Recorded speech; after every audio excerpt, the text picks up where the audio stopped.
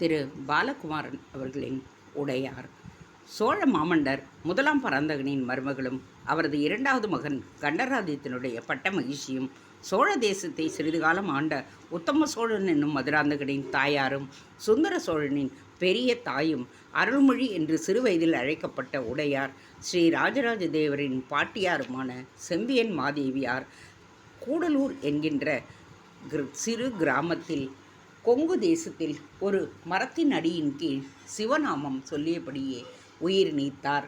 மாமன்னர் உடையார் ஸ்ரீ ராஜராஜ தேவர் தான் கட்ட இருக்கும் பிரகதீஸ்வரர் ஆலயத்திற்கு அடிக்கல்லை நாட்டிவிட்டு பிறகு இந்த செய்தியை கேள்விப்பட்டு வடமேற்கு நோக்கி சிறிய படையோடு ஈமைக்கிரிகைகள் செய்ய புறப்பட்டிருக்கிறார்.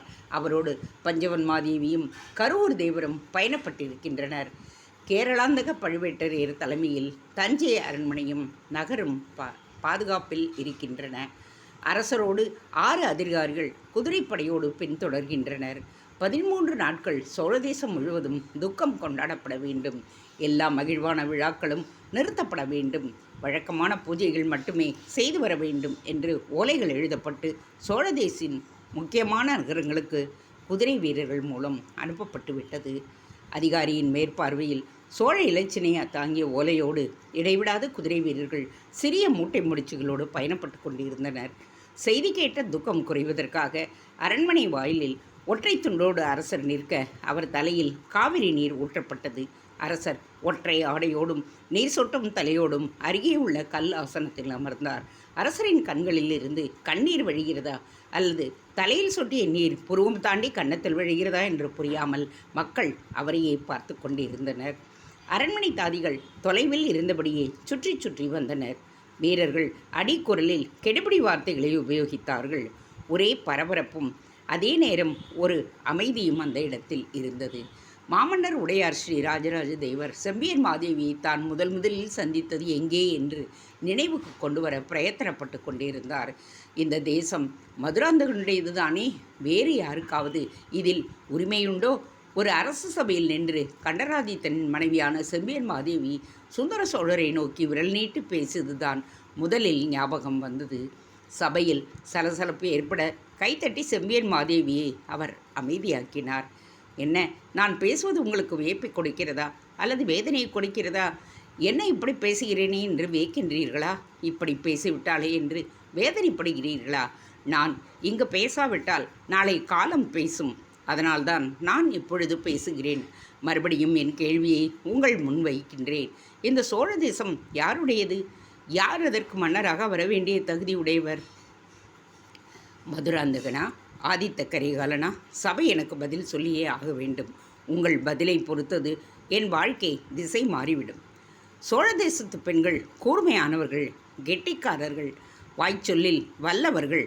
ஆனால் செம்பியன் மாதேவியைப் போல் பயமின்றி சபையில் எழுந்து போகக்கூடிய எவரும் இல்லை. குந்தவை நாச்சியார் என்னும் ஆழ்வார் என்றும் மக்களால் அழைக்கப்படும் தமக்கையின் அருகே இருக்க அருள்மொழி என்று அழைக்கப்பட்ட இளைஞரான ராஜராஜர் செம்பியன் மாதேவியை பார்த்து கொண்டிருந்தார். பாட்டி கோபமாக இருக்கிறாரா என்று தன் தமக்கையை கேட்டார். இல்லை, திமிராக இருக்கிறார் என்று குந்தவை பதில் சொன்னாள். திடீரென்று இந்த கேள்வியை எழுப்ப வேண்டிய அவசியம் என்ன? இப்பொழுது அரசல் கட்டில் பற்றிய கேள்வி எதற்காக வந்தது? நான் நன்றாகத்தானே இருக்கின்றேன், நலமாகத்தானே வாழ்கின்றேன், தெளிவாகத்தானே அரசாட்சி நடத்துகிறேன். ஏன் இந்த கேள்வியை எழுப்பினீர்கள் தாயே என்று சுந்தர சோழர் கேட்க, நான் தான் சொல்லிவிட்டேனே, இன்று நான் எழுப்பாவிட்டால் நாளை காலம் எழுப்பும் என்று. மனிதர்கள் அனித்தியமானவர்கள். சுந்தர சோழருக்கு பிறகு இங்கே பட்டம் ஏற்கப் போவது யார் என்று தெளிவாக்க வேண்டிய நேரம் வந்துவிட்டது என்று நினைத்தேன். கேள்வி கேட்டேன். என் ஆட்சி காலம் முடிந்துவிட்டது என்று நினைக்கின்றீர்களா? எது தொடங்கியதோ அது அழியும், எது ஆரம்பித்ததோ அது முடியும். உன் ஆட்சி காலம் என்று ஒன்று ஆரம்பித்திருந்தால் அதற்கு ஒரு முடிவும் இருக்குமல்லவா?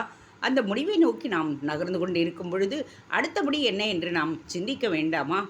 என் முடிவு எது நகர்ந்து கொண்டிருக்கிறது? சுந்தர சோழர் கோபமாகவே கேட்டார். ஏன் கோபப்படுகிறாய் சுந்தர சோழா? வாரிசு பிரச்சனை ஒன்று இருக்கிறது என்பதை வசதியாக மறந்துவிட்டு ஆதித்த கரிகாலனை மட்டும் 4 திசைகளிலும் போருக்கு அனுப்பி கொண்டிருக்கிறாய். ஆதித்த கரிகாலன் ஒவ்வொரு முறையும் ஒவ்வொரு இடத்திலும் வெற்றி வகையை சூடிக்கொண்டு வந்து மாலை சூட்டி கொள்ளுகின்றான். எல்லா போர்களிலும் வெற்றி பெற்றதாலேயே, பாண்டியர்களை அடக்கி விட்டதாலேயே மக்களுக்கு நடுவே கம்பீரமாகி விட்டதாலேயே ஆதித்த கரிகாலன் அரசனாகிவிட முடியாது. ஆதித்த கரிகாலனுக்கு முன் மதுராந்தகன் இருக்கின்றான் என்பதை நீ மறந்துவிடக்கூடாது. மதுராந்தகன் போர்களில் கலந்து கொள்ளாததால் அவன் ஆட்சிக்கு தகுதியற்றவன் என்று எவரும் முடிவு செய்துவிடக்கூடாது. சிவனரி செல்வர்கள் பல பேர் இங்கு ஆண்டிருக்கின்றார்கள். மதுராந்தகனின் தந்தை கண்டராதித்யரை விட ஒரு சிவனரி செல்வர் இங்கு உண்டோ? போரில் ஜெயித்து வருவது என்பது அரசரின் தகுதியால் மட்டுமல்ல, தனி மனிதனின் உரத்தால் மட்டுமல்ல. நல்ல படை வீரர்கள், நல்ல மந்திரிகள் உடன் போனால் வெற்றி நிச்சயம் அது. ஆனால் ஆதித்த கரிகாலன் போனாலும் சரி, மதுராந்தகன் போனாலும் சரி, இனி இளைஞனாக இருக்கின்ற அருள்மொழி போனாலும் சரி, சோழர்களின் வெற்றி மாலை என்பது சோழ வீரர்களின் கையில் இருக்கிறது, தளபதிகளின் திறமையில் இருக்கிறது. எனவே தளபதிகளின் திறமையை எல்லாம் ஆதித்த கரிகாலனின் தலையில் ஏற்றி அவனே அரசன் என்று வேறு யாரேனும் முடிவு செய்து விடலாம். நீ செய்துவிடலாகாது என்பதற்காகத்தான் இந்த சபையில் எழுந்து நின்று பேசுகின்றேன். தாயே, நீங்கள் அவசரப்படுகிறீர்கள். கிருஷ்ணராமரான பிரம்மராயர் எழுந்து நின்று சமாதானப்படுத்தினார். நீங்கள் அவசரப்படுகிறீர்கள் என்று நான் நினைக்கிறேன். ஆதித்த கரிகாலனை இளவரசன் என்று அறிவிக்க வேண்டும் என்று உங்களுக்குள் பேசிக்கொண்டதால் எனக்கு செய்தி வந்தது. அது உண்மையாயின் உடனடியாக அதை தடுத்து நிறுத்த வேண்டும் என்ற எண்ணத்தோடு தான் இப்பொழுது நான் பேசுகின்றேன். கேரளாந்தக பழுவேட்டரையர் தன் ஆசனத்திலிருந்து எழுந்தார். செம்பியன் மாதேவியை நோக்கி நடந்தார். சோழ தேசத்திற்கு எதிரிகள் அதிகம் இருக்கிறார்கள் தாயி. சமீபத்திய வெற்றிகளால் நாம் எதுவும் அடைந்து விடவில்லை. மாறாய் அதிகமாக எதிரிகளைத்தான் சம்பாதித்து கொண்டே இருக்கின்றோம். எந்த நேரமும் எந்த இடத்திலும் தாக்கப்படலாம் என்கின்ற பதட்டமான நிலையில்தான் இப்பொழுது இருக்கிறது சோழ தேசம். சோழ தேசத்தின் வளர்ச்சிக்கு தளபதிகள் மட்டும் இருந்தால் போதாது, மிக மிக திறமையான ஒரு அரசரும் தேவை. பழுவேட்டரையர் தொடர்ந்தார். ஒரு தேசம் தளபதிகளால் நடத்தப்படுவதில்லை, தளபதிகள் செயலாற்றுகிறார்கள். என்ன செய்ய வேண்டும், எப்பொழுது செய்ய வேண்டும், எப்படி செய்ய வேண்டும் என்பதை ஒரு அரசர் தான் தீர்மானிக்க வேண்டும். அந்த அரசர் தன் தீர்மானத்திற்கு முன்பு அவையினரோடு கலந்து பேசுவது முக்கியமான செயல். ஆனாலும் முழு முதல் பொறுப்பும் அரசருக்கே சேருகிறது. எனவே சோழ சிம்மாசனத்தை அலங்கரிக்கப் போகிறவர் அறிவுள்ளவராகவும் ஆற்றல் உள்ளவராகவும் அதிர்ஷ்டம் உள்ளவராகவும் இருக்க வேண்டும். என் மகனுக்கு இவை எதுவுமில்லை என்று நினைக்கிறீர்களா விழுப்புரையரே? அவன் போருக்கு போகாததை வைத்து ஆட்சிக்கு லாய்க்கில்லாதவன் என்று முடிவு கட்டிவிட்டீர்களா? தாயே, நான் மதுராந்தகனை பற்றி நெல் முனையளவும் இழிவாக நினைக்கவில்லை. நீங்களாகவே பேசி நான் ஏதோ சொன்னதாக சபைக்கு நடுவில் கற்பிதம் செய்துவிட வேண்டாம். யார் ஆட்சிக்கு தகுதியானவர் என்று ஒரு பேச்சு வருமல்லவா? மக்களால் எடை போடப்படுவார்கள் அல்லவா? எடை போடுவது மக்களா அல்லது தளபதி ஆகிய நீங்களா? அம்மா, நாங்கள் ஏவல் தொழில் செய்பவர்கள் இல்லை. சோழ தேசத்தின் தலையெழுத்தை நீங்கள் தான் மாற்றியமைக்கிறீர்கள் என்று எனக்கு நன்றாக தெரியும். இங்கு உட்கார்ந்திருக்கிற பிரம்மராயரும் 6 பெருத்த அதிகாரிகளும் சோழ தேசத்தின் தலையெழுத்தை எழுதி கொண்டிருக்கிறார்கள். சுந்தர சோழர் உட்காரவும் நிற்கவும் நகரவும் நீங்கள்தான் கட்டளையிடுகிறீர்கள். இதுவும் எனக்கு தெரியும். குந்தவை திரும்பிய அருள்மொழியை பார்த்தாள். அருள்மொழி குந்தவையை என்ன என்று விசாரித்தான். பெரிய பாட்டியின் பேச்சை முட்டாள்தனம் என்று நாம் ஒதுக்கிவிடலாகாது. சில உண்மைகள் வெளிவந்து கொண்டிருக்கின்றன, அவற்றை உற்று கவனி என்றாள். இதில் எவை உண்மைகள்? இளைஞனான ராஜராஜர் குந்தவையை கேட்க, நாம் அது பற்றி பிற்பாடு பேசுவோம், சகலத்தையும் ஞாபகம் மட்டும் வைத்துக்கொள் என்று காதோரம் கிசுகிசுத்தாள். இது என்ன அவாண்ட பழி? நான் என் தலையெழுத்து எழுதுகிற பிரம்மனா? நான் இங்கே ஒரு சாதாரண சேனாதிபதி. எனக்கு சில சேவகர்கள், ஒரு ஒற்றர் படை, இவ்வளவுதான் வைத்திருக்கிறேன். சோழ தேசத்தின் நலனை தவிர வேறு எதையும் எந்த நாளும் நான் சிந்தித்ததே இல்லை என்பதை நீங்கள் தயவு செய்து உணர வேண்டும். சோழ தேசத்தின் நலன் என்பது உங்கள் கைகளில்தானே இருக்கிறது பிரம்மராயரே. ஏனம்மா திரும்ப திரும்ப அடாது பேசுகிறீர்கள்? நான் உங்களுக்கு என்ன தீமை செய்தேன்? மதுராந்தகர் அரசராக வரக்கூடாது என்று நான் ஒரு நாளும் நினைத்ததில்லை. இதை முடிவு செய்ய வேண்டியவர் ஒருவரே, அவர் அரசர். மாமன்னர் சுந்தர சோழர் அவர் தீர்மானித்து இவர்தான் அடுத்த இளவரசர் என்று சொன்னால் பணிந்து ஏற்க நாங்கள் தயாராக இருக்கின்றோம். இது சபைக்காக பேசுகின்ற பேச்சு. உண்மையில் உங்கள் மனதில் வேறொரு எண்ணம் இருக்கிறது என்பதை நான் அறிவேன். என்ன எண்ணம் என்பதை தயவுசெய்து நீங்கள் சொல்லிவிடுங்கள். சபை அதையும் கேட்கட்டும். உங்களுக்கெல்லாம் ஆதித்த கரிகாலன் இளவரசராக வந்து பிறகு மன்னராக பட்டமேற்றால் மிகுந்த சௌரியம். என்ன சௌகரியம் அம்மா வந்துவிடப் போகிறது? விழுப்பரையர் கோபமாக கேட்டார். போர் போர் என்று போர்வெறி கொண்டு அந்த இளைஞன் அலைந்து கொண்டிருக்கிறான். அவனை முன்னிறுத்தி நீங்கள் போரில் ஈடுபடுவீர்கள். சுற்றியுள்ள எல்லா தேசங்களுக்கும் போய் போர் செய்வீர்கள். வீரர்களை அனுப்பி நாசமாக்குவீர்கள். எரிவூட்டுவீர்கள். கொள்ளையடிப்பீர்கள். கொள்ளையடித்த பணத்தில் கணிசமாய் நீங்கள் உங்கள் சொத்தாக ஒதுக்கி கொள்ளுவீர்கள். உங்கள் படை வீரர்களுக்கென்று நீங்கள் தனியாக கூலி தருவீர்கள். கனமான ஆட்கள் உங்களை சுற்றி உட்கார வைத்துக் கொள்ளுவீர்கள். ஒரு பெரும் படையோடும் அதிகாரத்தோடும் மன்னருக்கே சவால் விடுகிற ஒரு அமைச்சராக நீங்கள் மாறிவிடுவீர்கள்.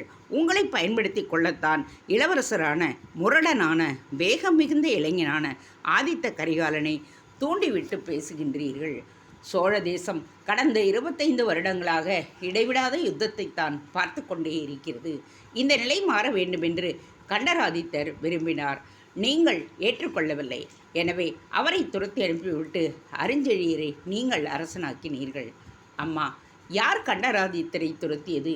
மீண்டும் மீண்டும் அபாண்டத்தை பேசுகின்றீர்கள்.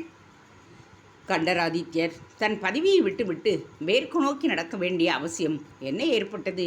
அவர் மனம் வெறுத்து போகும்படி நீங்கள் போர்களில் ஈடுபட்டீர்கள் என்பதுதான் உண்மை.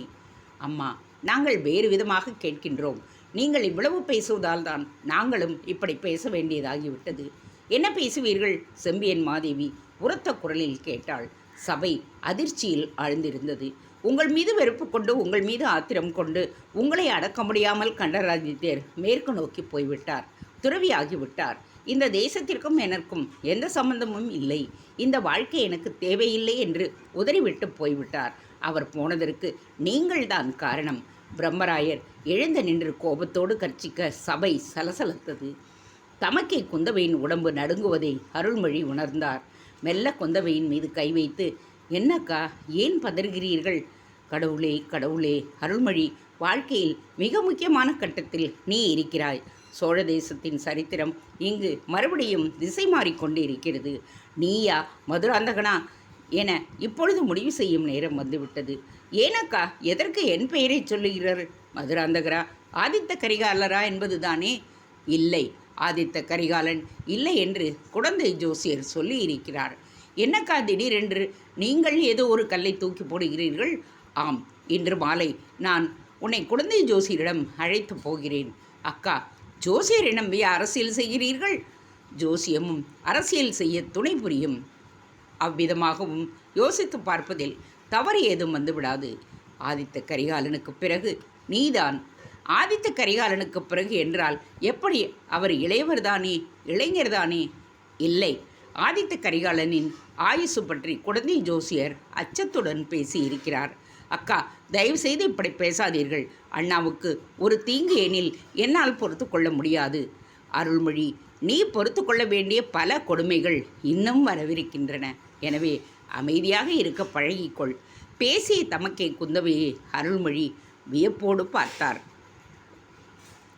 அருள்மொழி உடைவாளின் மீது அடிக்கடி கை வைப்பவன் முட்டாள். இந்த சபைக்கு வரும்பொழுது உடையால் இல்லாமல் வருவதற்கே நீ கற்றுக்கொள்ள வேண்டும். குந்தவையின் பேச்சு திடமாய் இருந்தது. ஏன் அக்கா, இங்கே வாக்கு சாதுரியமும் தந்திரமும் அறிவும் சூட்சுமமும் தான் சோழ தேசத்தை ஆட்சி செய்கின்றன. உடைவாளுக்கு ஒரு மரியாதையும் இல்லை. ஒற்றர்கள் ஒற்றர்கள் ஒற்றர்கள் என்று இரவு முழுவதும் சோழ தேசத்தில் ஒற்றர்கள்தான் அலைகின்றார்கள். யார் எங்கு போகிறார்கள், என்ன பேசுகிறார்கள் என்ற செய்தி பரிமாறிக்கொண்டே இருக்கப்படுகிறது. எவரையும் நம்ப முடியவில்லை. அரசியலில் இது சகஜம்தானே அக்கா. ஆனால் இப்பொழுது இது அளவுக்கு அதிகமாக போய்விட்டது தம்பி. பிரம்மராயரின் உரத்த குரல் குற்றச்சாட்டிற்கு பிறகு செம்பியன் மாதேவி அமைதியாக இருந்தார். ஆட்டை கெடுத்து மாட்டை கெடுத்து பிரம்மராயரை கடைசியில் என் தலையிலேயே நீங்கள் கை வைத்து விட்டீர்களா? கண்டராதித்தர் நாடு விட்டு காடு போனதற்கு காரணம் நான் தான் என்று நீங்கள் சபையில் பேசிவிட்டீர்கள் அல்லவா? சரி, இதை கேட்கிறேன். இதை நான் ஏற்பதற்கும் மதுராந்தகருக்கு இளவரசர் பட்டம் கட்டுவதற்கும் எந்த சம்பந்தமும் இல்லை. என் கேள்விக்கு பதில் அளிக்கப்படவில்லை. சுந்தர சோழருக்கு பிறகு இளவரசர் பட்டம் கட்டி பட்டத்திற்கு வர வேண்டிய நபர் யார்? மதுராந்தகனா, ஆதித்த கரிகாலனா? ஆதித்த கரிகாலன்தான் என்று சொல்லிவிட்டால் என்ன செய்வீர்கள்? விழுப்பரையர் கேட்க, இந்த சபையிலிருந்து வெளியேறுவேன்.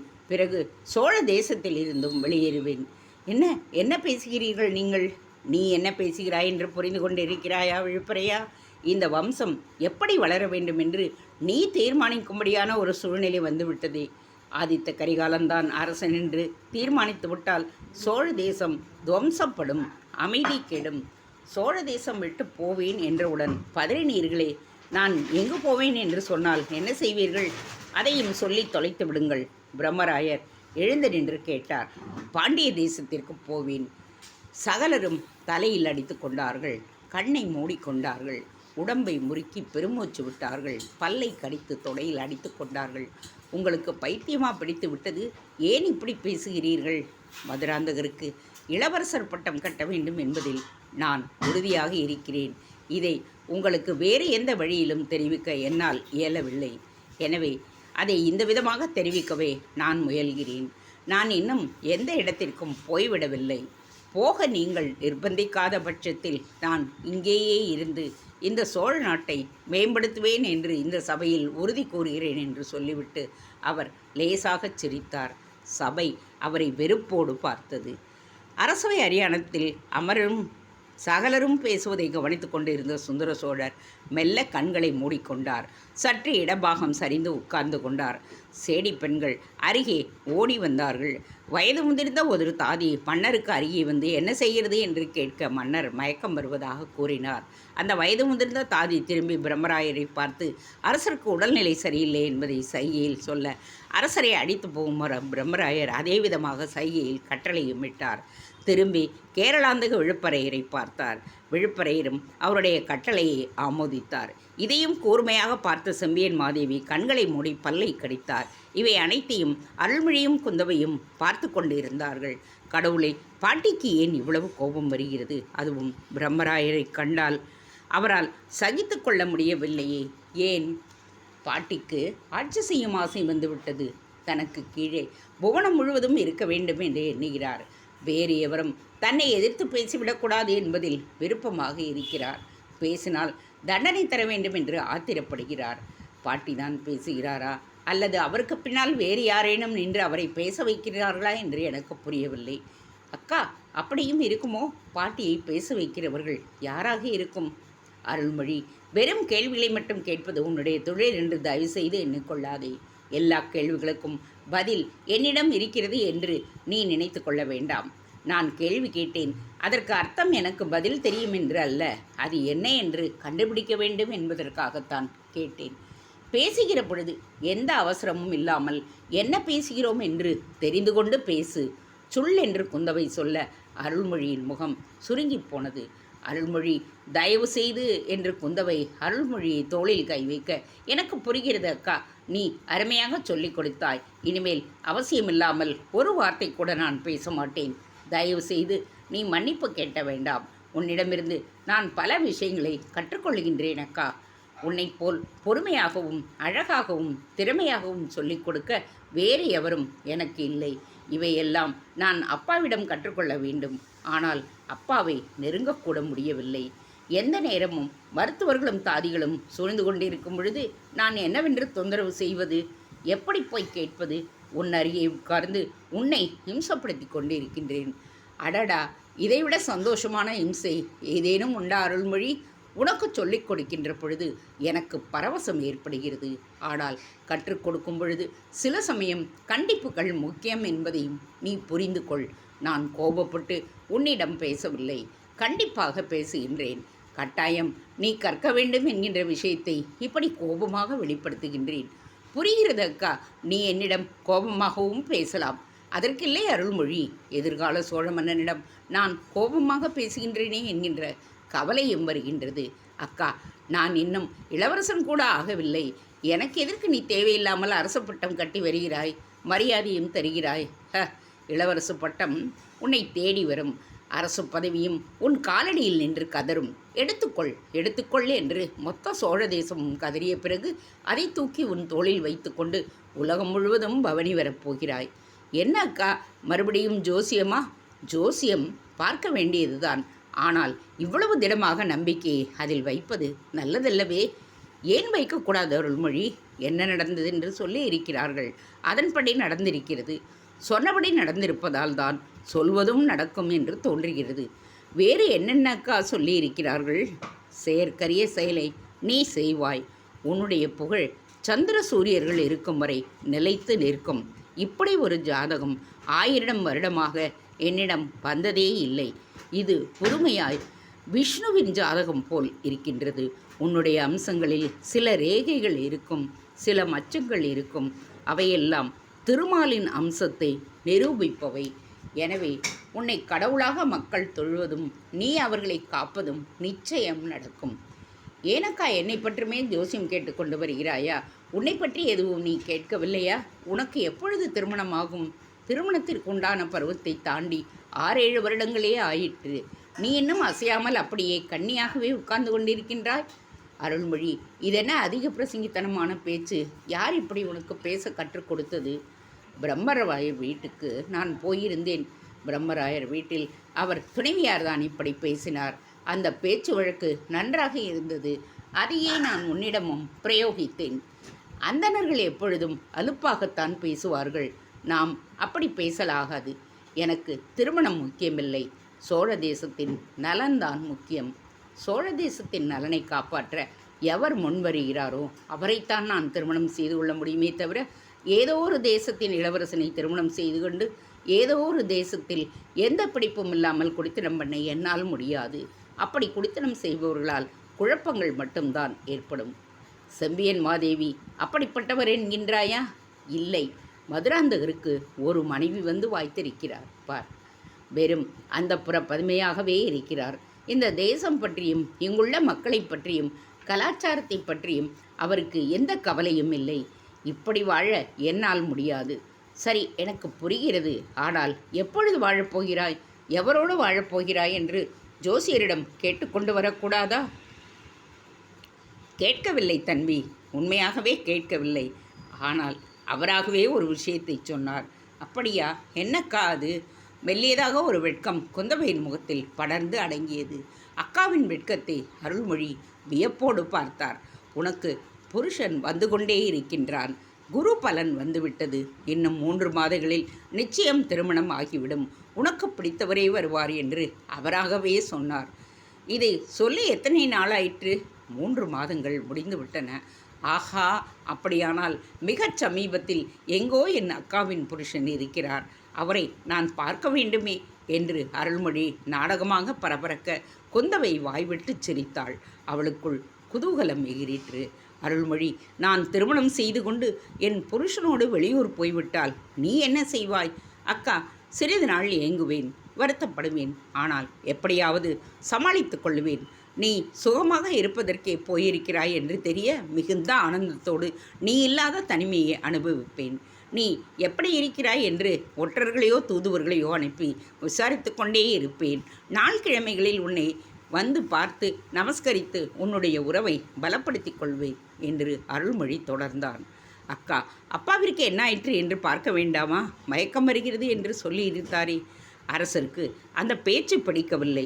செம்பியன் மாதேவி பேச்சை நிறுத்த வேறு வழி தெரியாமல் சபை கலையட்டும் என்று நடுவே சொல்வதற்கு பதிலாக மயக்கம் வந்துவிட்டது என்று சொல்லிவிட்டு போய்விட்டார். உண்மையில் அவருக்கு மயக்கம் எதுவும் இல்லை. அரண்மனையில் அந்தப்புறத்து உப்பரியில் தனியே உட்கார்ந்து வானத்தையே வெறித்து பார்த்து கொண்டிருப்பார். அப்பா வேகமான முடிவு எடுக்க ஏன் மாட்டேன் என்கின்றார். ஒரு விஷயத்தை தெரிந்து கொள்ள அருள்மொழி. உண்மையில் ஆதித்த கரிகாலனுக்கு சோழ சாம்ராஜ்யத்தில் எந்த உரிமையும் இல்லை. அப்படி உரிமை வேண்டும் என்று கேட்டால் சோழ சாம்ராஜ்யத்தை வடக்கு தெற்காக பிரித்து அல்லது கிழக்கு மேற்காக பிரித்து பாதி பாதியாய் கொடுத்து அரசனாக வேண்டி இருக்கும். இதைவிட கேவலம் வேறெதுவும் இல்லை. இப்பொழுது இப்படி கோடு போட்டு பிரிக்கப்பட்டதோ அப்பொழுது மக்கள் பிரிந்து போய்விடுவார்கள். மக்கள் பிரிந்து போனால் வரலாறு காணாத வரையில் பெரிய சண்டை மூளும். பரஸ்பரம் அடித்து கொள்ளுவர். ஒரு கோடு தாண்டி இவன் வந்து விட்டான் என்றும் அவன் வந்து விட்டான் என்றும் ரணக்களம் ஏற்படும். சோழ மண்ணிலேயே சோழ மக்களை ஒருவரை ஒருவர் தாக்கிக் கொள்ளும் அவலம் ஏற்படும். தமிழ் பேசுகின்ற இனமான சேரர்களும் பாண்டியர்களும் பிரிந்திருப்பது போராதா, நாம் வேறு பிரிந்திருக்க வேண்டுமா? எனவேதான் சோழ தேசத்தை பிரிக்கக்கூடாது என்பதில் சுந்தர சோழர் மிக மிக கவனமாக இருக்கிறார். அதே சமயம் மதுராந்தகனுக்கு பட்டம் கொடுக்க வேண்டிய அவசியத்தையும் உணர்ந்திருக்கிறார். மதுராந்தகனுக்கு பட்டம் கொடுக்காவிட்டால் மக்களிடையே செய்தி பரவி சுந்தர சோழர் செய்த அநியாயம் என்று தனியே ஒரு கதையையும் கட்டிவிடுவார்கள். வரலாற்றில் அழிக்க முடியாத ஒரு அவமானமாக இது போய்விடும் என்றும் அவர் அஞ்சுகின்றார். மதுராந்தகருக்கு பட்டத்தை கொடுத்து விட்டு போகட்டுமே, நானும் அண்ணாவும் எல்லைப்புறத்தில் வீடுகளில் அமர்ந்து கொண்டு வீரர்களோடு சந்தோஷமாக இருக்கலாமே. இல்லை, எந்த வீரனாலும் எல்லைப்புறத்தில் மட்டும் சந்தோஷமாக இருந்து விட முடியாது. தான் உயிர் கொடுத்து காப்பாற்றுகின்ற எல்லையை எவனோ சம்பந்தமில்லாமல் ஒருவன் ஆட்சி செய்கிறான் என்ற நினைப்பு வந்துவிட்டால் உன்னால் அங்கு உட்கார்ந்து இருக்க முடியாது. அங்கு உட்கார்ந்து இருக்கிற நீ வீரம் செறிந்த உன்னுடைய போர்களினால் மக்களின் மனதை பிரித்துவிட்டு ஊர்வலமாக தலை நோக்கி வந்தால் மக்கள் ஆரவரிப்பர், குதூகலிப்பர், மாலை போடுவர், கொண்டாடுவர். அதை இங்கே உட்கார்ந்து ஆட்சி செய்பவர்களால் பொறுத்து கொண்டிருக்க முடியாது. எனவே இந்த பிரச்சனை தீர்வதற்கு வேறு என்னதான் வழி? அருள்மொழி குறுக்கே புகுந்து வேகமாக கேட்டான். இதற்கு ஒரு தீர்வு உண்டு. சொல்லுங்கள் அக்கா. சோழ தேசத்தை மதுராந்தகனுக்கு கொடுத்து அரசனாகிவிட வேண்டியது. ஆகா, செய்து விடலாம். பாண்டிய தேசத்தை ஆதித்த கரிகாலனுக்கு கொடுத்து அவனை அங்கே அரசனாகிவிட வேண்டியது. ஆஹா, அதுவும் எளிதுதான். நீ சேர தேசத்தை ஆட்சி செய்ய வேண்டும் என்பது என்னுடைய விருப்பம். நிலமும் நீர்வளமும் கடுமையாய் உழைக்கும் மக்களும் கொண்ட அந்த தேசத்தை நீ பராமரித்தால் மிக உன்னதமான ஒரு நிலைக்கு சேர தேசம் வந்துவிடும். பாரத கண்டத்தில் தென்மேற்கு மூலையில் இருக்கின்ற அந்த அற்புதமான பிரதேசம் உன்னுடைய ஆட்சியில் சிறந்த முறையில் வளர்ந்து நல்ல விஷயங்களை கற்று சரித்திரத்தில் அழியா இடம் பெற்றுவிடும். அக்கா, சேரர்களுக்கு என்று மன்னர் இருப்பாரே, நம்முடைய வலிமையால் நாம் அங்கு போய் அமர்ந்து சேரனாக மாறிவிட வேண்டுமே. எப்படி அக்கா? என்னை சோழ தேசம் என்றுதானே பார்ப்பாய்? இல்லை, மக்களை அவர்களோடு கலந்து மாற்றுவது எளிது அப்பா. மொழி பேசுவீர்கள், வேற்று மொழி பேசுகிறவர்கள் இங்கு வந்து தமிழ் மொழியை தெரிந்து கொண்டு முற்றிலும் தமிழ் மக்களோடு கலந்து பழகி தமிழ் மக்களின் இதயத்தை பிடித்தவர்கள் பல பேர் இருக்கிறார்கள் தம்பி. யார் அக்கா? பிரம்மராயர். அவருடைய இடம் சோழ தேசம் அல்ல. அவருடைய மூதாதையர்கள் வடக்கே ஜெகநாதபுரத்தில் இருந்து வந்தவர்கள். ஜெகநாதர் என்கின்ற மரத்தாலான தெய்வத்தை வழிபடுகிறவர்கள். அங்கு வலிமை மிக்க அந்தணர் கூட்டம் ஒன்று இருக்கின்றது. அங்கிருந்து வந்த பரம்பரையினர் கிருஷ்ணன் ராமனான பிரம்மராயர் இங்கு வந்து இந்த மக்களோடு கலந்து பேசி இன்று சேனாதிபதியாக அமர்ந்து விடவில்லையா? வீட்டிற்குள் மட்டும் ஜெகநாத வழிபாட்டை வைத்துக்கொண்டு வெளியே எல்லா கோயில்களுக்கும் அவர் போய் வரவில்லையா? சிவனுக்கு கோவில் எழுப்பவில்லையா? அப்படி நீயும் செய்து விடலாம். ஏன் பழுவேட்டரையர்களே எல்லா கோயில்களுக்கும் போய் வரவில்லையா? அவர்கள் தஞ்சையைச் சேர்ந்தவர்களா? இல்லையே. பழுவூரில் குறுநில மன்னராக இருந்த பழுவேட்டரையர் இங்கு வந்து ஆட்சி பொறுப்பை ஏற்றதும் முற்றிலும் தன் குடும்பத்தை இங்கேயே கொண்டு வந்து விடவில்லையா? அக்கா, இப்படி நடக்கும் என்று குழந்தை ஜோசியர் சொன்னாரா? இல்லை, ஜோசியம் எதுவும் இல்லை. இது என்னுடைய கனவு. ஆனால் எனக்கு பிடிக்கவில்லையே. இந்த மண்ணை விட்டுவிட்டு, இந்த காவிரிக்கரையை விட்டுவிட்டு, இந்த வளமான பூமியை விட்டுவிட்டு, இந்த மக்களை விட்டுவிட்டு என்னால் எங்கும் போக முடியாது. ஒரு சாதாரண உபசேனாதிபதியாய் பழையாறையில் இருப்பேனே தவிர மதுராந்தகருக்கு ஆட்சி பொறுப்பை கொடுத்துவிட்டு தஞ்சையில் அவர் ஆட்சி செய்ய அவருக்கு சிறிதளவும் என் மீது சந்தேகம் ஏற்படாமல் ஒதுக்குப்புறமாக உடையார்குடியில் வாழ்வேனே தவிர ஒரு நாளும் சேர தேசத்திற்கு போக மாட்டேன். அங்கு போய் அமர்ந்து விட மாட்டேன். இது என்னுடைய இடம், இது என்னுடைய பூமி. இங்கே அரசராக வேண்டுமென்று அவசியமில்லை. ஆனால் இங்கு அந்நியனாக வேண்டுமென்று யாரேனும் நினைத்தால் நான் மிகவும் பொல்லாதவனாக இருப்பேன். அருள்மொழியை நாடு கடத்த வேண்டுமென்று யாரேனும் திட்டமிட்டால் அவர்களை அழித்துவிட்டுத்தான் மறுவேலை பார்ப்பேன். என்னையும் என் தமக்கையும் கூட பிரித்து விடலாம். என்னையும் என் தஞ்சை மண்ணையும் எவராலும் பிரிக்க முடியாது. கடும் குரலில் கோபமாக விழிகள் சிவக்க அருள்மொழி சொல்ல சொல்ல பொன் சிரிப்புடன் குந்தவை அருள்மொழியை பார்த்தாள். எழுந்து வந்து அவன் தலையில் கை வைத்தாள். உத்தமனே, வாழ்க! நீ உன்னுடைய வீரம் என்னை நிறைவடையச் செய்கிறது, நிம்மதியை தருகிறது. என் தம்பி சாதாரணமானவன் இல்லை என்று ஜோசியர் சொல்வதை நம்பினாலும் கண்ணெதிரே கண் சிவக்க என்னையும் என் மண்ணையும் பிரிக்க முடியாது என்று வீராவேசமாக சொல்கின்ற உன்னை பார்க்கின்ற பொழுது சோழ தேசத்தின் பெருமையெல்லாம் என் கண்முன்னே பவனி வருகின்றன. இப்பொழுது சொல்லுகிறேன், உன்னையும் சோழ அரண்மனையையும் சோழ அரியணையையும் எவரும் பிரிக்க முடியாது. அவை யாவும் உனக்கே. தமக்கையும் தம்பியும் பேசிக்கொண்டே அரண்மனைக்குள் நுழைய பழையாறையின் ஒற்றர் தலைவர் அருகே ஓடி வந்தார். கையில் ஒரு சிறு ஈட்டி இருந்தது. வணங்கினார். அம்மா, பிரம்மராயர் உடனே சந்திக்க வேண்டும் என்று விரும்புகின்றார். இந்த சந்திப்பு அரசியல் சந்திப்பாக இல்லாமல் ஆலயத்தை பற்றி பேசுகிற சந்திப்பாக இருக்க வேண்டும் என்று கருதுகிறார். எனவே கையோடு ஒரு சிலையையும் சிற்பியையும் அழைத்து கொண்டு வருகிறார். அந்த சிலையையும் சிற்பியையும் நீங்கள் பார்வையிட வேண்டும் என்று அவர் விரும்புகிறார். அருங்கே அருள்மொழியும் இருக்க வேண்டுமாம். அதை பற்றி பேசுவதற்கு நாங்கள் காத்திருக்கிறோம் என்று சொல். அரண்மனைக்குள் நுழைந்த குந்தவை பிரம்மராயருக்கு ஆசனம் போடவும் கீழே பெரிய கம்பளம் விரிக்கவும் ஏற்பாடு செய்தாள். கம்பளத்தின் மீது பெரிய மனைப்பலகையை வைக்கச் சொன்னாள். மனைப்பலகையில் கோலம் போடச் சொன்னாள். அருள்மொழியை எதிரிலுள்ள ஆசனத்தில் அமர வைத்தாள். கைத்தட்டி சில வீரர்களை அழைத்தாள். யாரும் அருகே நெருங்காத வண்ணம், எவரும் ஒற்றறியாத வண்ணம் கவனமாக இருங்கள். சந்தேகமாக இருப்பவர்களை மிக வேகமாக அப்புறப்படுத்தி விடுங்கள் என்று கட்டளையிட்டாள். சேடிகள் எவரும் அருகே வர வேண்டாம் என்று கடுமையாகவும் உத்தரவிட்டாள். பிரம்மராயர் அரண்மனைக்குள் நுழைந்தார். அவருக்கு பின்னால் ஒரு சிறிய பல்லக்கில் படுக்க வைக்கப்பட்ட சிலை துணியால் மூடப்பட்டு எடுத்து வரப்பட்டது. பல்லக்கு கீழே இறக்கப்பட்டது. சிலை அள்ளி எடுக்கப்பட்டது. கம்பளத்திற்கு நடுவே உள்ள மனைப்பலகையில் நிற்க வைக்கப்பட்டது. வெள்ளை வெளியரென்று ஒரு புது மாதிரி கல்லாலான விநாயகர் சிலை அது. 2 முழத்துக்கும் அதிகமான உயரம் இருந்தது. மிகவும் களையாக இருந்தது. மிகவும் கம்பீரமாகவும் இருந்தது. இடுப்பை சுற்றி ஒரு துணி சுற்றப்பட்டிருந்தது. பிரம்மராயர் தேரிலிருந்து இறங்கி உள்ளே நுழைந்தார். குந்தவைக்கு வணக்கம் சொன்னார். அருள்மொழி என்று கை நீட்டினார். அருள்மொழி அருகே வர அவனை அணைத்து கொண்டார். குந்தவை, இந்த சிலையை பார்த்தாயா? மிக அற்புதமான ஒரு கல்லால் செய்யப்பட்டிருக்கிறது. வெயில் ஏற ஏற சிலை வெண்மையாகின்றது. வெயில் குறைய குறைய சிலை கருமையடைகிறது. மழைக்காலங்களில் சிலை மிக கருப்பாக இருக்கிறது. நிறமாறும் சிலையை நீ பார்த்திருக்கின்றாயா? பார்க்க வேண்டும் என்பதற்காகத்தான் கொண்டு வந்தேன். அடடே, யார் அது? வெள்ளை துணியாலும் கண்ணாடியாலும் இந்த பிம்பத்திற்கு வெளிச்சம் கொடுங்கள் என்று சொல்ல பல்லக்கு தூக்கி வந்தவர்கள் அந்த விதமே செய்தார்கள். பிள்ளையாரின் மீது வெளிச்சம் சிதறடிக்கப்பட்டது. பிள்ளையார் இன்னும் வெள்ளையாவதை அவர்கள் தெளிவாக உணர்ந்தார்கள். இப்பொழுது வெளிச்சத்தை நீக்கி விடுவோம். சுற்றி திரைச்சீலை போட்டு இருட்டாக்கி விடுவோம். பளிச்சென்ற அரண்மனையில் உள்ள திரைச்சீலைகள் இழுக்கப்பட்டன. கதவுகள் சாத்தப்பட்டன. ஜன்னல்கள் மூடப்பட்டன. எங்கிருந்தெல்லாம் ஒளி வருகிறதோ அந்த ஒளியெல்லாம் நிறுத்தப்பட்டு 2-3 அகல் விளக்குகள் ஏற்றப்பட்டன. பிள்ளையார் கண்ணங்கரையில் என்று காட்சியளித்தார். என்ன ஆச்சரியம்! அருள்மொழியும் குந்தவையும் வியந்தார்கள். அம்மா, இந்த ஆச்சரியத்தை காட்ட மட்டும் நான் இங்கு வரவில்லை. உங்களோடு பேச வேண்டுமென்றுதான் வந்திருக்கிறேன் என்று சொன்ன பிரம்மராயரை அவர்கள் இருவரும் உற்று கவனிக்கத் துவங்கினர்.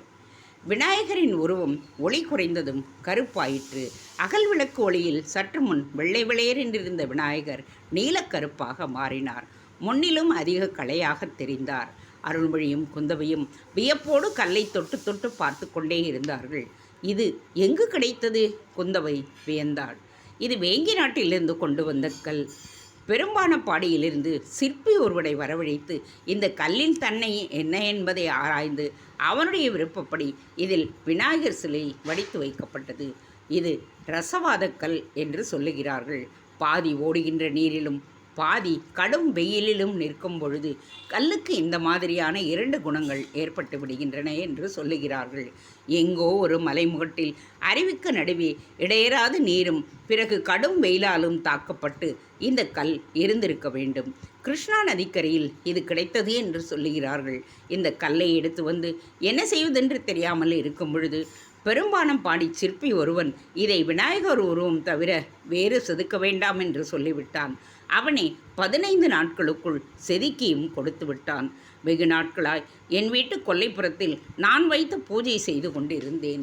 யாருக்காவது பரிசளிக்கலாமா, இல்லை நாமே வைத்து கோயில் கட்டலாமா என்று தவித்து கொண்டிருந்தேன். இதற்கு இப்பொழுது ஒரு விடிமோட்சம் கிடைத்திருக்கின்றது. இதை உன்னிடம் காட்டுவது போல் இங்கு கொண்டு வந்துவிட்டு என் ஊரான அமன்குடிக்கு அனுப்பி விடுவேன். அமன்குடியில் இந்த விநாயகரை வைத்து கோவில் கட்டலாம் என்று என் மனைவி சொல்லுகிறாள். இந்த விநாயகரை பார்க்க பார்க்க ஒரு ஆச்சரியம் ஏற்படுகிறது. வேகமாக பேசினார் பிரம்மராஜர். என்ன ஆச்சரியம் பிள்ளையாரே? வெறும் கல்லாக இருந்து இப்பொழுது சிலையாகி விட்டது. சிலையாக இருப்பது வெகு விரைவில் தெய்வமாக மாறும். வெறும் மனிதனாக இருந்தவர்கள் பிளவு இளவரசராக இருப்பார்கள். பிற்பாடு எல்லாரும் கொண்டாடும் பேரரசராக மாறுவார்கள். இப்பொழுது அருள்மொழி எனப்படும் இளைஞன் இளவரசன் கூட இல்லை. சாதாரண போர் வீரன், அரசகுலத்து இளைஞன், அவ்வளவே. ஆனால் பார்ப்புகழும் மன்னனாக மிகப்பெரிய மாளிகையிலேயே அரச சபையில் கொலு வீட்டிருக்கும் நாள் வரத்தான் போகிறது. இதை சொல்லவா இந்த விநாயகரை எடுத்து கொண்டு வந்தீர்கள்? அருள்மொழி கேலியோடு பிரம்மராயரை நோக்கி கேட்டான். இல்லை அருள்மொழி, சுந்தர சோழர் பல்வேறு மனவேதனையினாலும் உடல் வேதனையினாலும் தளர்வுற்று கிடக்க அரசன் இல்லாத இந்த சோழ தேசத்தை கபளீகரம் செய்ய பல பேர் முயற்சி செய்து வருகிறார்கள். எப்படியாவது சோழ தேசத்தை குருவிக்கூடு போல கலைத்து விட வேண்டும் என்று திட்டமும் இடுகிறார்கள். மறுபடியும் பாண்டிய சாம்ராஜ்யம் ஏற்படும் என்று கனவு காண்கிறார்கள். தொலை தூரத்தில் உள்ள சேர மன்னனுக்கு சோழ தேசத்தை பீத்து போட்டு பார்ப்பதில் மிகப்பெரிய ஆர்வம் வந்திருக்கிறது. அவன் தேசத்து அந்தணர்களை இங்கே அனுப்பி என்ன ஆட்டமெல்லாம் ஆட முடியுமோ அத்தனையும் ஆடுமாறு சொல்லி அனுப்பியிருக்கிறான். மிகப்பெரிய பொருள் கொடுத்து அனுப்பியிருக்கிறான். நமது அரச சபையில் செம்பியன் மாதேவியார் அப்படி பேசுவதற்கு அந்த சேர படை வீரர்கள் தான் காரணம். எங்கிருக்கிறார்கள் அந்த படை வீரர்கள்? அருள்மொழி மிகுந்த கோபத்தோடு தொடையை தட்டி எழுந்தான். குந்தவை அவனை விரல் பிடித்து உட்கார வைத்தாள். அருள்மொழி, இதுதான் கடைசி முறை நான் உனக்கு எச்சரிப்பது. இனிமேல் எச்சரிக்க மாட்டேன். ஆதித்த கரிகாலன் என்ன தவறு செய்கிறானோ அதே தவறை நீயும் செய்கிறாய். அவனை விட சில சமயம் படபடப்பாகவும் போய்விடுகின்றாய். அரசனாக போகும் உனக்கு இத்தனை ஆத்திரம் கூடாது. கோபத்தை சரியான வழியில் செலுத்த முடியாதவன் ஆட்சியை செய்ய முடியாது. நீ செய்வதில் சிறிய ஒரு நாடகத்தன்மை இருக்கின்றது. நானும் பிரம்மராயரும் உன்னை பாராட்ட வேண்டும் என்பதற்காக நீ துள்ளி குதித்து எழுந்திருக்கிறாயோ என்று தோன்றுகிறது. தயவு செய்து இந்த நாடகத்தன்மையை நிறுத்திவிடு. ஆதித்த கரிகாலன் அதிகமாக பேசி பேசி அதிகமாக ஆர்ப்பரித்து அதிகமாக கொக்கரித்து அதிகமாக வாளை உருவி தன்னை அதிகமாக நினைத்து கொண்டு அலைய ஆரம்பித்து விட்டான். இது அவனுக்கு நல்லதில்லை என்று நான் பலமுறை எச்சரித்தும் அவன் கேட்கவில்லை. தம்பி, செய்தியை முழுவதுமாக கேள். பிறகு என்ன செய்வது என்பதை தீர்மானம் செய். அந்த தீர்மானம் முடிவானதும் முழுமையானதுமாய் இருக்க வேண்டும். மறந்து போயும் மற்றவதற்காக எந்த காரணம் கொண்டும் எந்த நேரமும் நாடகம் ஆடாதே. குந்தவை கூர்மையாக பேசினாள். அக்கா, நான் பேசுவதில் உண்மையில்லை என்று கருதுகின்றாயா? இருக்கிறது. உண்மையை விட உன்னுடைய பேச்சு அதிகமாக இருக்கிறது. எவ்வளவு உண்மை எவ்வளவு வேகம் இருக்கிறதோ அதைவிட அதிகமாக வெளிக்காட்ட முயற்சி செய்கின்றாய். இயல்பாக இரு அருள்மொழி, இயல்பாக இருக்க கற்றுக்கொள். நான் சொல்வதை இப்பொழுது யோசிக்காதே. இரவு தனியே படுத்து கொண்டு இருக்கும்போது அக்கா என்ன சொன்னாள் என்று யோசி. அப்பொழுது வெகு நிச்சயமாக நான் சொல்கின்ற விஷயத்தின் சூட்சுமம் உனக்கு புரியும். குந்தவை பேசுவதை பார்த்து பிரம்மராவர் பலமாக தலையாட்டினார். ஆஹா ஆஹா என்று கூவினார், கை கூப்பினார். ஆதித்த கரிகாலனுக்கு இல்லாத ஒரு பாக்கியம் உனக்கு கிடைத்திருக்கிறது அருள்மொழி. மிகச்சரியான நேரத்தில் முரட்டு குதிரையின் லகானை இழுத்து திசை திருப்புவது போல் குந்தவையார் செயல்பட்டு கொண்டிருக்கிறார்கள். தயவு செய்து உன் தமக்கையார் என்ன சொல்கிறார்கள் என்பதை முற்றிலும் புரிந்து கொள். ஒரு பெண் சொல்லி நான் கேட்பதா என்று ஒரு நாளும் எண்ணி விடாதே. குந்தவேனுடைய புத்தி கூர்மை என்னை வியக்க வைக்கிறது. எதை எவ்வளவு எப்படி சொல்ல வேண்டுமோ அப்படி சொல்ல இந்த பெண்மணிக்கு தெரிந்திருக்கிறது இளவரசி. இது சோழ தேசம் செய்த பாக்கியம். குந்தவையாரே, ஒரு நல்ல தேசம் உருவாக்க மன்னனை சுற்றி 6-7 பேர்களாவது இருக்க வேண்டும் என்று நான் அர்த்த சாஸ்திரத்தில் படித்திருக்கின்றேன். நல்ல தந்தை, அருமையான தாய், திறமையான மந்திரி, உண்மையான நண்பன், இனிமையான தோழி, இதமான வேலைக்காரன் என்று 6 பேர் இருக்க வேண்டும். எனக்கென்னவோ நீங்கள் ஒருவரே அத்தனை விஷயத்தையும் செய்து கொண்டிருக்கிறீர்கள் என்று புரிகிறது. அருள்மொழியை மிக அழகாக தயார் செய்து கொண்டு வருகிறீர்கள். அருள்மொழி குந்தவை சொல்லியவுடன் சட்டென்று உட்கார்ந்தாயே. இந்த குணத்தை ஒருபோதும் கைவிட்டு விடாதே. இது மிக நல்ல குணம். உன் தமக்கையார் சொன்னது போல ஆதித்த கரிகாலனிடம் இந்த குணம் இல்லை. சகலரையும் உதறிவிட்டு தான் என்ன நினைக்கிறானோ அதை வெகு வேகமாக செயலாற்ற முற்படுகின்றான். இதுவரை செய்தும் இருக்கின்றான். இனி எப்படி என்று புரியவில்லை. சரி பிரம்மராயரே, நீங்கள் என்ன பேச வந்தீர்கள்? அதை தொடர்ந்து பேசுங்கள். பிரம்மராயர் தொண்டையை கனைத்து கொண்டார். முன்குடுமி சோழியர்கள் என்று சொல்லப்படுகின்ற அந்த தேசத்து அந்தணர்கள் எல்லோரும் மறை ஓதுபவர்கள் மட்டுமல்ல, வைதீகங்களில் ஈடுபடுபவர்கள் மட்டுமல்ல, அவர்கள் ஆயுதங்களை தயார் செய்வதிலும் வல்லவர்கள். குறிப்பாக சேர தேசத்து வில்லாளிகளுக்கு இந்த அந்தணர்கள் பயிற்சி கொடுக்கின்றனர். கூர்மையான கண் பார்வையும் கடுமையான சகிப்புத்தன்மையும் மனதை ஒருங்கிணைக்கின்ற வேகமும் கொண்டவர்கள். சேர தேசத்து வில்லாளிகளுக்கு கடும் பயிற்சி கொடுக்க அங்குள்ள பாடசாலைகளில் இந்த அந்தணர்கள் ஆசிரியர்களாக நியமிக்கப்பட்டிருக்கிறார்கள். அவர்களை கண்டால் சேர தேசம் நடுங்கும். மெல்லிய பிரம்பை கையில் வைத்திருப்பார்கள். அவர்களுக்கு எதிராக எவர் பேசினாலும் அதே இடத்தில் மிக மோசமாக அந்த பிரம்பால் தண்டிப்பார்கள். உடல் வலிமை, புத்தி கூர்மை, செயல்திறன், பேச்சு சாமர்த்தியம் போன்றவர்களாக இருப்பதால் அவர்களை எவராலும் வெல்ல முடிவதில்லை. குறிப்பாக 4வது வர்ணத்தினர் சேர தேசத்தில் இவர்களிடம் சிக்கிக்கொண்டு படாத பாடுபட்டு கொண்டிருக்கிறார்கள். போர் வீரர்களின் குடும்பத்தினரும் அந்த சேர அந்தன வீரர்களின் பேரரசருக்கு மிகுந்த பயமுடையவர்களாக இருக்கிறார்கள். மன்னர்களும் எதிர்த்து பேசுவதில்லை. அரச குடும்பத்தினரும் அதட்டுவதில்லை. அந்தனர் என்கின்ற மரியாதையை தாண்டி இவர்களுடைய துன்புறுத்தல்களுக்காகவும் கடும் தண்டனைகளுக்காகவும் சேர தேசம் பயந்து கொண்டிருக்கிறது. பிரம்மராயர் நீண்ட பெருமூச்சு விட்டார். உலகத்தின் அமைதியை நாடுபவன் அந்தணன், உலகத்தின் அமைதியை காப்பவன்தான் அந்தணன் என்று சொல்லப்பட்டிருக்கின்றது. ஆனால் இவர்கள் நேர்மானவர்களாய் இருக்கிறார்களே, இதற்கு ஏதேனும் காரணம் சொல்கிறார்களா பிரம்மராயரே? ஆஹா, அருமையான காரணங்களை சொல்லுகிறார்கள். பசுமாட்டிற்கு கொம்பு இருப்பது போல ஆபத்து காலத்தில் அந்தணன் வாள் எடுக்கலாம், எதிர்த்து தாக்கலாம் என்று சொல்லுகிறார்கள். ஆபத்து காலம் என்பதை யார் முடிவு செய்வது? அவர்களே முடிவு செய்கிறார்கள். பரசுராமரை உதாரணம் காட்டுகிறார்கள். அந்தரனான பரசுராமர் ஆயுதம் எடுத்து சகல அரசுகளையும் அடக்கி ஆளவில்லையா? நாங்கள் அந்த கஷேத்திரத்தில் இருந்துதானே வருகின்றோம். பரசுராமருடைய பரம்பரை நாங்கள். எங்களுக்கு ஆயுதம் எடுக்கவும் தெரியும், அந்தணனாக இருக்கவும் தெரியும். எங்களுக்கு கீழ்தான் அரசர்கள் இருக்க வேண்டுமே தவிர ஒரு நாளும் எங்களை மீறி நடந்து விடக்கூடாது. அரசர்களே அடங்கி இருக்கும் பொழுது மற்ற ஜாதியை பற்றி நாங்கள் சொல்ல வேண்டிய அவசியமே இல்லை. நாங்கள் நடந்து போகும் பொழுது எதிரே வரும் எவரும் எதிர்படலாகாது. ஓரமாக நின்று கை கட்ட வேண்டும். நாங்கள் நடந்து வரும் பொழுது அரசர்கள் மேல் துணியை எடுத்து இடுப்பில் கட்டி கொள்ள வேண்டும்.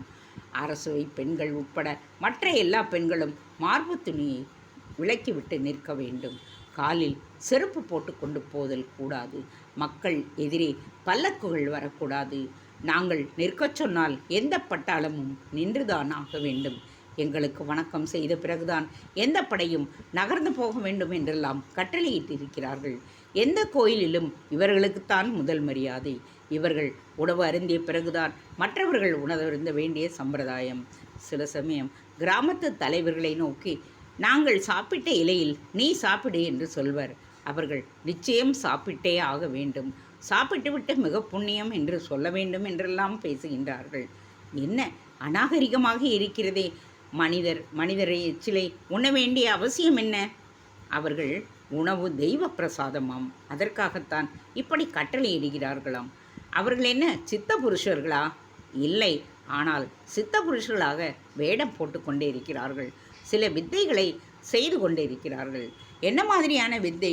ஏதோ ஒரு பச்சை மூலிகையை கசக்கி ஓலைக்குறையின் மீது எரிகிறார்களாம். உடனே வீடு பற்றி கொள்ளுகிறது.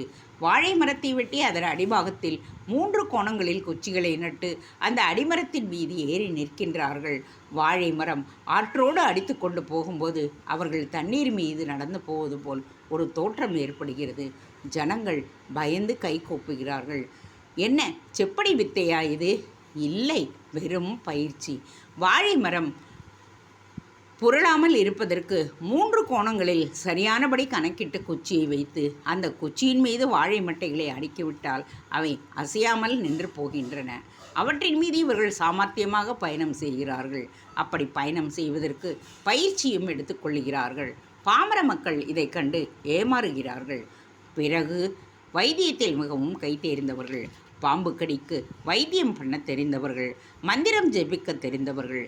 இன்று இரவு மழை பெய்யும் என்று அவர்கள் சொன்னால் மழை பெய்யும், இனிமேல் மழை பெய்யாது என்று அவர்கள் சொன்னால் மழை பெய்யாமல் இருக்கும். இது எப்படி நடக்கிறது? வானசாஸ்திரம் படித்தவர்கள் மிகவும் கெட்டிக்காரர்கள். அந்த கெட்டிக்காரத்தனத்தினுடைய உச்சியினால் தான் கர்வம் கொப்பளித்து ஆடுகின்றார்கள். அப்படியானால் அவர்கள் கடுமையாக உழைக்கிறார்கள் என்று சொல்லுங்கள்.